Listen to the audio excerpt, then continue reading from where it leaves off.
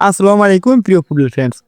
Quarter ফাইনালে সর্বপ্রথম দল হিসেবে দক্ষিণ কোরিয়া এবং অস্ট্রেলিয়া নিজেদের জায়গা পাকাপোক্ত করেছে। বড় ব্যবধানে জয় পাওয়ার জন্য গ্রুপ এ থেকে থার্ড প্লেসের কোনো দল আসবে না, যেটা আমি আগে থেকে ইউটিউবে পোস্ট করেছিলাম। এখন এই গ্রুপের শেষ ম্যাচে ফিলিপাইন এবং ইরানের মধ্যকার ম্যাচটা ড্র হোক, তাহলে গ্রুপ বি থেকে থার্ড প্লেস দল হিসাবে সুযোগ থাকবে বাংলাদেশের জন্য। বাংলাদেশ এখান থেকে আসতে পারে, অথবা সুযোগ থাকবে উজবেকিস্তানের জন্য। ভারত এবং বাংলাদেশের প্রবল সুযোগ রয়েছে কোয়ার্টার ফাইনালে যাওয়ার।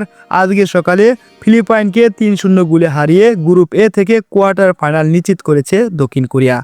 অন্যদিকে আজকে বিকালে 3টায় অস্ট্রেলিয়ার মুখোমুখি হয়েছিল ইরান, এবং এই ম্যাচে 4-0 গোলে অস্ট্রেলিয়ার বিপক্ষে হেরেছে ইরান। নিজেদের ঘরের মাঠে স্বাগতিক দেশ হিসাবে ইরানকে 4-0 গোলের লজ্জা দিয়ে দ্বিতীয় দল হিসাবে কোয়ার্টার ফাইনালে জায়গা পাকাভুক্ত করেছে অস্ট্রেলিয়া।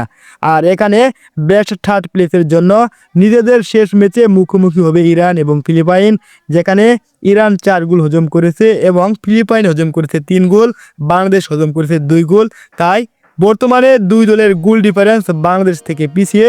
তাই বলা যায় গ্রুপ এ থেকে বেস্ট থার্ড প্লেস আসছে না।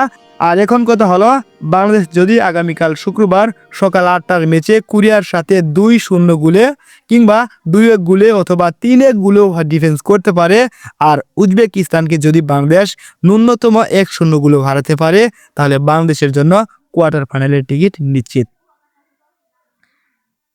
অন্যদিকে গ্রুপ বি থেকে চীন এবং উত্তর কোরিয়া কোয়ার্টার ফাইনালে যাবে নিশ্চিতভাবে বলতে পারি। আর এখানে বেস্ট থার্ড প্লেসের জন্য কোনোভাবেই উজবেকিস্তানকে বলির পাঠা হতে হবে বাংলাদেশের কাছে। গ্রুপ সি থেকে জাপান তো শিওর কোয়ার্টার ফাইনালে যাবে, তাদের পরের ম্যাচ ভারতের বিপক্ষে। তাই জাপান 100% শিওর দিয়ে বলতে পারি জাপান জয়লাভ করবে।